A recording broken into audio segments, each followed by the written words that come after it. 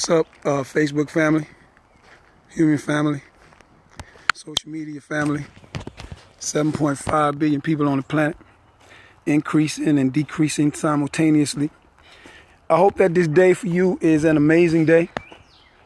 Once again, I'm out here in this lovely preserve of this park where man has carved out a piece of nature so that we can all see the beauty of what used to be or what is, and then just have a love and an appreciation for all the things that are around us, and to try to make us respond in the most positive ways to just enjoy the life that we have before us. And I think the appreciation for life is like being undermined in a sense. We attach too much to just life itself, don't you think? When life itself is just simply being brought into the world and you being able to live a productive life, that's what life is. You're born into a world. You come from a mother and a father, and then they nurture you to understand and have an appreciation for nature and have an appreciation for yourself. But I think for the most part, we've lost that. And now it's attached to all the things that we have, or the way that we think, or who's the better person to guide us, and all those things. And you people and me and everybody in the world that are studiers of life knows that every century or every 10 years, there's always going to be somebody that's going to influence somebody else. You can't get away from the influence of life. Why? Because we need people to motivate us in the direction that we want to go. And Tony Robbins said, if you ever find somebody that's doing what you want to do and you want to do that, if you go and talk to them, they can make the trip shorter. And we want shorter trips. But Tony Robbins didn't say that it was going to be easy. You're just going to have to mirror and shadow that person. And then when you get out to branch out and do your own venture, then you're going to have to understand that you're going to have to take work and determination. And how many of us are willing to do that? On this particular day, I just want to try to share with you guys the one thing that I thought that was most valuable in my life. And that was this thing that my mom said, and I think I said on a couple of the videos, or at least when I write the book. She used to say to me all the time, son, nobody lives forever. How y'all guys doing? She used to say, doing great. She used to say that nobody lives forever. How y'all doing today? And when she would say that to me, I didn't necessarily grasp that. But now that I'm older and I'm right here in this moment with you guys, nobody lives forever. My mom didn't live forever. Pretty sure you know somebody in their life did not live forever. But what you can get from that is, since you know you can't do that, what's the most important thing that you can leave? And the thing that you can leave most is what impression mentally you had on the people that were around you. Because that's what they're going to remember. Whether you made them feel good or bad or indifferent, you associating with them is going to leave something for them to hold on to. And when you do that, then I think that your image and the impression of you is embedded in their minds forever. The physical part of you just isn't here to carry that on. And I say that to say this: people, when I work with people, no matter what particular career I've chosen, there's always people who say about their job, the customers upset me, my supervisors upset me, my colleagues upset me, I can't wait till I take my break, or I can't wait till I get my vacation, or I can't wait until I go home. And all those things used to just resonate in my mind as to, you can't be a happy person. Sometimes people are happy when they're most partying all the time, or some people are happy when they're not around people, and it could be several different things. But in America, we have to work for a living. And when we go and apply for a job, now I mean talking about people who apply, not people who recruit. Now when somebody recruit you, that's a whole other stratosphere as far as my thinking goes, right? Because when somebody recruits you, they're saying, no, we want you. We want to draft you into our existence, so we would do anything to keep you. But then there's people that has to go and apply for a job. And I say this to people all the time when I'm working with them. I say, well, when you apply for a job, those people that you are applying to, they didn't ask for you. They didn't come looking for you. They simply state in the newspaper or when you went to the company that we're hiring. Fill out this application. If you meet all these qualifications, we'll give you a job. When new businesses open, they're looking for a lot of people to bring in. Businesses that are established, they kind of narrow it down. They try to get the best fit for the job. And be honest, when you get into an interview, you're always the best person for the job, right? Man, you walk up in that interview and your attitude is like, yes, I'm so-and-so, I can do A, B, C, or D. And then you smiling and the person that's interviewing is getting a real good vibe off of you. And they're like, well, we'll call you back in a couple days because we really feel that you fit. Then when you exit the interview, then you go talk to your peers or you talk to them or whatever. You be like, man, if they give me that job, fine, I ain't really interested in it. Doesn't really matter to me, I just needed the interview. But you get the job. And when you get the job, you go in with the wrong attitude. You don't go in with the interviewing attitude. You go in with the wrong attitude. You go in with, now that I'm in here, let me see what I can mess up. No point intended. I don't mean like destroy anything, but now you're taking the energy that you truly are into a workplace that does not demand that of you or me. They were looking for the best people. And when they got you, when they recruited you, and they recruited me, they hired us, they hired the best people. Now the true you is getting ready to emerge from that. The true person of who you are is really getting ready to emerge now. And whatever that is from the day that you hire until the day that you leave is what you're carrying into a building with you, or even if you're starting your own business. That frame of mind is something now that you have to take responsibility for. And sometimes we're very unappreciative of opportunities that we get. And there's a lot of people that go in, they get promoted through the ranks because they love what they're doing and they really feel that what they're doing, they put forth a lot of energy. And there's other of us who want to grow, but we figure to grow shows a sign of weakness, that to work for somebody long term is impossible, that it's not meant as part of their destiny. And that could be true. Mm-hmm. You are there now, and since you are there now, what do you do with that? How do you make all this work? How do you show value to yourself and value to the company that you work for, or value to the company that you may create later on? It's all in the frame of mind. And when my mom would say to me that no one lives forever when I was a kid, I didn't understand that. I just went outside and played, man. I'm pretty sure you guys do the same thing.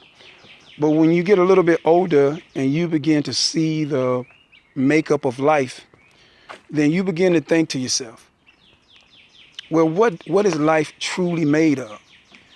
We have all of the talking points now. I think that time is so filled with talking points that we don't need any more talking points. What we need now is doing points. And here's what I want to encourage you to do today. If there are books that you want to read that you have not read, read them. If there's audio books that you have not listened to and you would like to listen to them. If you're self-quarantined and you're in there with your loved ones and you guys haven't really had a deep conversation about what your relationship really means, then have that deep conversation. Have what you need to have for your life so that your life could be made better in this time. We can't go back to a past time because that's only resident in our memory. We can't jump to the future because we haven't even gotten past today. And you all must admit that today is a different kind of presence in terms of what we are usually accustomed to if we go back 2 months ago. This is a normal that we just got to deal with. We got to try to make the most of it. And we have to give to ourselves as much as we can to ourselves so that we can heal ourselves. And that's the thing, right? You can't heal anybody else in this world unless you have the magical spiritual powers that are ordained by the Creator to say touch somebody and heal someone. You may can give an encouraging word to inspire them. But the true healing of life is for you to heal yourself. And you hear this in all of the religions in the world, that the greatest thing is to know yourself. You can't betray yourself. You can only know yourself. And if you feel like you're betraying yourself, then you're fooling yourself. Because if you are a betrayer, you're a betrayer from the beginning. If you're honest, you're going to be honest from the beginning. If you don't want to step on people's toes, you won't step on people's toes because your nature is indicating the kind of person that you are. If we are living in a life where we can just like hear these birds sing and they don't care who they sing to. If we can feel this breeze blow and this breeze doesn't care who it cools. If we're doing these things and just being aware of life of itself, I think that the man, the human being, is going to develop an appreciation for his fellow man. But you can't even develop appreciation for a fellow man until you first appreciate yourself. And the religion teaches you this, and your motivational speaker teach you this. But do you teach yourself about you? Do you teach yourself to say, hey, self, I'm going to listen to all these thoughts that you have today, and I'm going to try to honor every one of them. But whatever is not going to advance me, I'm going to have to let you slide through my memory bank because that's what I need. Now, I need to be inspired and encouraged by myself. I need to be encouraged to encourage myself, to live my best self, to be my best self, to live my best life, to find what's valuable in me. And when I was at work, I would always try to go to work happy. You know, regardless of where I was, the number one thing I understood is that I made this choice. I, Leroy, made this choice. And I, Leroy, have to live with this choice, whatever this choice may be, whether I'm here for one day or if I'm there for 1,000 years, I've made this choice. And since I have made this choice, and I know that I've made this choice, then I have to make the best of this choice. If I'm not a leader and I got leaders, then I have to listen to my leaders respectfully. Even if they allow me to have differences of opinion, their final line is going to be their final line. And I'll give you a story just so you can understand. I used to work at Walmart, and my store manager was named Vern. There's two stories really. And I used to work overnights, and when I worked overnights, I was just working overnights to just hide myself. I was just trying to do a job, be motivated, just stay happy, you know, work with my peers and colleagues, and then just go home. Well, it didn't work out like that. Word got to Vern that I was a highly motivated person, a highly skilled person, friendly person, and it was just somebody that we think that you can elevate through the ranks. And when they would come to me and want to elevate me through the ranks, of course, I resisted. But the overnight managers felt that if that position was open, that I should be the one to take it. And believe it or not, most of the peers, they was accepting of that. Why? Because I was the kind of guy that just tried to get along with everybody because I understood what the goal was. The goal was to stock these shelves for these customers so when they come in, they can grab the items off the shelf. And I always did more than I was expected to, too. So that's another thing. You got to always do more. If you do the minimum, nobody recognizes anybody who do the minimum snaps. Then the next stage came is he would come down, he would walk the aisles and he would see certain things. I said, what do you think, sir? He said, Leroy, you could do anything you want, man. They tell me good things about you. I think you can be an assistant manager. And I laughed a lot like, nah, man, I couldn't do that. Time passes on. I find myself being interviewed. I found myself being accepted into the assistant manager program. And then they sent me to another store where I ran into my next door manager, which was Leo. Now, and understand this the whole time, I'm just enjoying life. Like, I'm energetic about my job. I'm energetic about the people that I'm around. I'm energetic about just trying to do the best that I can in the situation that I found myself in. And what happens at the end of that is that store manager or the district manager, they get to find out where they want to send you, and wherever they send you, you got to go. Some things develop, and Leo said that he wanted to keep me at that store. Why he wanted to keep me at that store, ladies and gentlemen, I don't know. But my man said, I want to keep this guy. Now, when I go in, my managerial skills is not what they are supposed to be, even though I got a degree in management, because managers have to deal with people all the time, every day.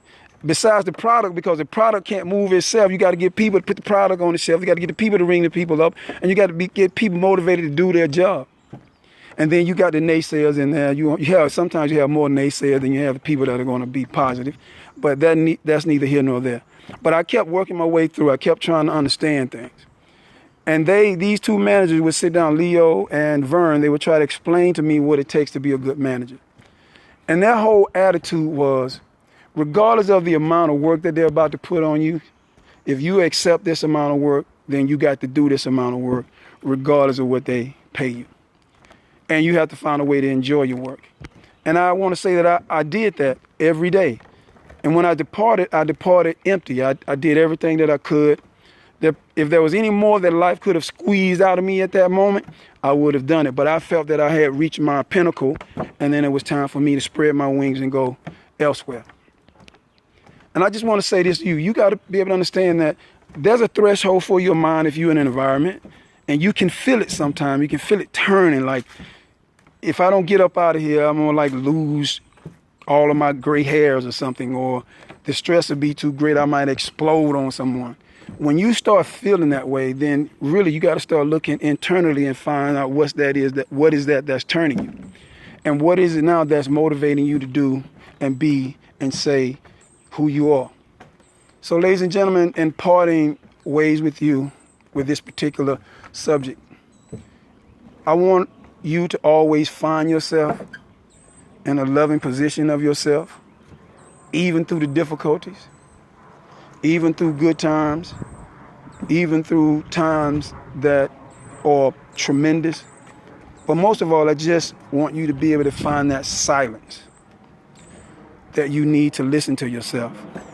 And everybody that complain about their job, that everything is not right, and they still bitter, and they always said they wanted to get that break that they needed to replenish themselves, well, here you go. We got it now. And it's not anything that we can question. It's there. And to all the people that are doing the essential things in the world to try to make sure that we can just have a functioning life, I want to send a big shout out to them. I want to say thank you for all that you are doing for us. And I know a lot of times people don't understand the tremendous sacrifice because we're all being selfish out here these days. But I just want you to know from the bottom of my heart, I'm glad when I can get in my car, I can go get gas, even though I'm not driving as much. I'm appreciative that I could go to Publix or Walmart or wherever you do your shopping to get the basic essentials just so you can make it to another day with you, yourself, and your family. I'm appreciative of everything that the restaurants or the places that you normally eat where you can just go pick it up and then just come out and continue on. And they're in there providing that service for us just so that, you know, we can still function. And I know a lot of times they may want to be at home with their families, or some of them just may enjoy just trying to serve others. We don't really know the capacity of it, but the appreciation part is what we have. Because if you're not going to live forever, you must live a life where you do more good than harm, and you must do more appreciation than non-appreciation. Because I think these are the things that live long in life. Just try to be appreciative of the moments that we have together. At some point, maybe we'll be 1,000 years old. We're going to depart from the planet. And I'm willing to bet, and I'm not 100% certain on this, that there's still going to be birds singing. There's still going to be birds flying.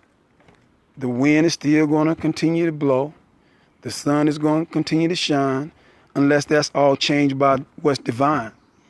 All things being equal, we're going to bring more children into this world. And those generations are going to get older. They're going to get wiser.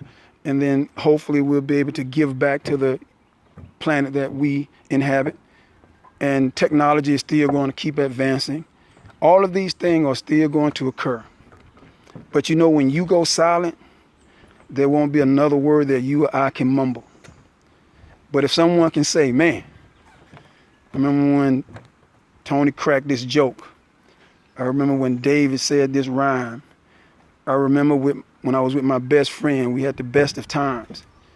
Those things that are resonant in people's memory lives forever. So ladies and gentlemen, I hope that you had a great day. I'm getting ready to depart now. I got to go on this jog. I got to stay healthy since I'm doing my social naturing and my self-distancing and my 6 feet. Then I just got to make sure that I'm working out, staying happy and healthy.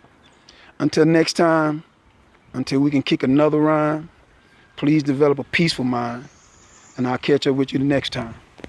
Have a great day.